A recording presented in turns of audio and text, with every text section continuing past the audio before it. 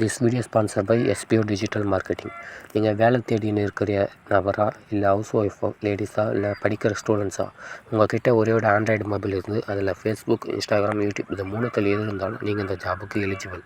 Next social மீடியாவில் content share மற்றும் publishing செய்கிறது மூலிமா நல்ல இன்கம் பெறலாம். யாரையும் சேர்க்கணும் இல்லை எதனா பொருளை விற்கணும் அப்படின்ற எந்த அவசியமே கிடையாது. மேலும் இதை பற்றி தெரிஞ்சுக்கணும் அப்படின்னா டிஸ்பிளேல தெரியக்கூட என்னோடய வாட்ஸ்அப் நம்பருக்கு உங்கள் பேர், உங்களோட குவாலிஃபிகேஷன் சென்ட் பண்ணுங்கள்.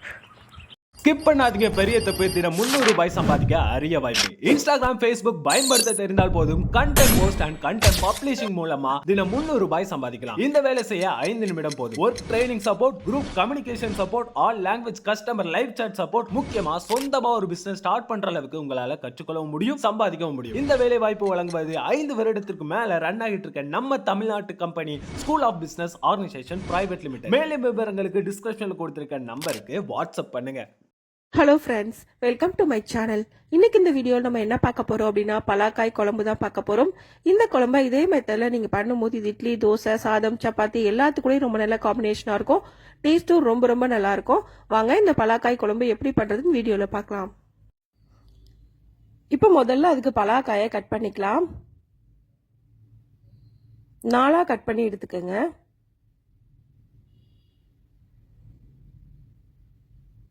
இப்போ கட் பண்ணியாச்சு. இதை நல்லா கழுவி எடுத்துக்கலாம்.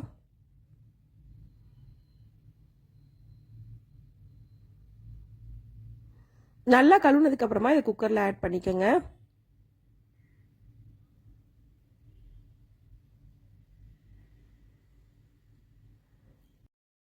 எல்லாத்தையும் குக்கர்ல போட்டதுக்கு அப்புறமா மூழ்கிற அளவுக்கு தண்ணி ஊத்திக்கங்க. இப்போ குக்கரை மூடி வச்சிடலாம். குக்கரை மூடி போட்டு மீடியம் ஃப்ளேமில் ஒரு 3 விசில் வரைக்கும் வேக வச்சு எடுத்துக்கோங்க.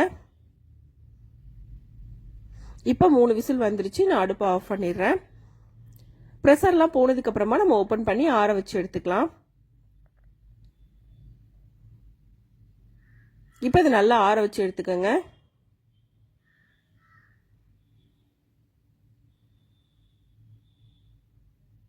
நல்லா ஆறுனதுக்கு அப்புறமா இதை கட் பண்ணிக்கலாம்.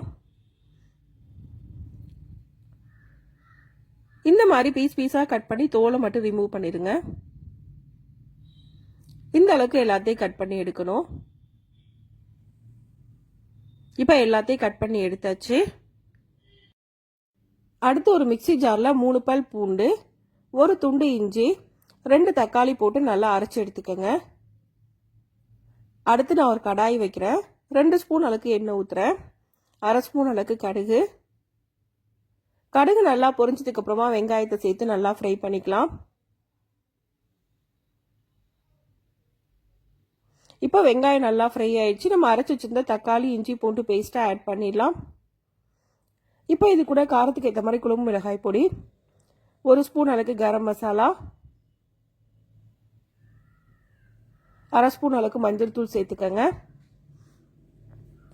கூடவே கொஞ்சமாக கறிவேப்பிலை அதையும் சேர்த்துக்கலாம். இது எல்லாத்தையும் சேர்த்து நல்லா மிக்ஸ் பண்ணணும்.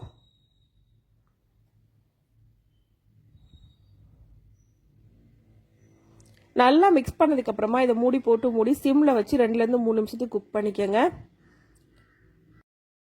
தக்காளியோட பச்சை வாசனை எல்லாம் போய் ஆயில் ஃபுல்லாக செப்பரேட்டாக பிரிஞ்சு வரும். அந்த ஸ்டேஜ் வரைக்கும் இது நல்லா ஃப்ரை பண்ணிக்கணும். இப்போ இது நல்லாவே குக் ஆயிடுச்சு. இந்த ஸ்டேஜில் நம்ம கட் பண்ணி வச்சிருக்க பலாக்காயை இது கூட ஆட் பண்ணிடலாம். நல்லா மிக்ஸ் பண்ணிக்கங்க.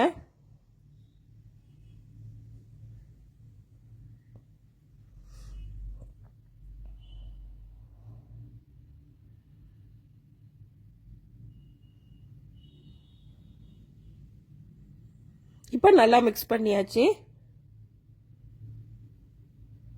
இப்போ இது குக் ஆகிறதுக்கு தேவையான அளவுக்கு தண்ணி ஊற்றிக்கலாம். நான் இன்னைக்கு 1 கப் அளவுக்கு தண்ணி ஊற்றுறேன். தேவையான அளவுக்கு உப்பு, நான் 1/2 ஸ்பூன் அளவுக்கு உப்பு போடுறேன். நல்லா மிக்ஸ் பண்ணிக்கோங்க.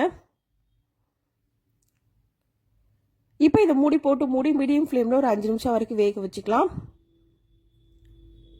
அடுத்து இன்னொரு அடுப்பில் நான் ஒரு பேன் வைக்கிறேன். 1 ஸ்பூன் அளவுக்கு எண்ணெய் ஊற்றுறேன். எண்ணெய் ஹீட் ஆனதுக்கு அப்புறமா 1/2 ஸ்பூன் ஜீரகம் போடுறேன்.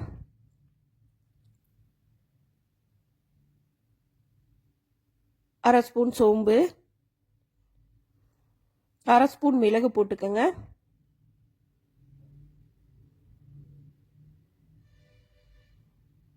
இது கூடவே 2 கிராம்பு, 2 பீஸ் பட்டை, இது எல்லாத்தையும் சேர்த்து ஃப்ரை பண்ணிக்கலாம். இது எல்லாம் ஃப்ரை ஆனதுக்கு அப்புறமா 2 ஸ்பூன் அளவுக்கு தேங்காய் துருவல் சேர்த்து அதையும் ஃப்ரை பண்ணிக்கோங்க. தேங்காயோட கலர் நல்லா சேஞ்ச் ஆகணும், அந்த அளவுக்கு இது நல்லா ஃப்ரை பண்ணி எடுத்துக்கோங்க. இந்த அளவுக்கு நல்லா ஃப்ரை ஆனதுக்கு அப்புறமா இதை ஆற வச்சுட்டு ஒரு மிக்ஸி ஜாரில் போட்டு நல்லா நைஸாக அரைச்சி எடுத்துக்கணும்.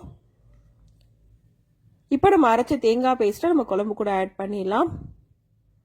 கூடவே தேவையான அளவுக்கு தண்ணி ஊற்றிக்கங்க. இப்போ இது நல்லா ஒரு தடவை மிக்ஸ் பண்ணிக்கணும்.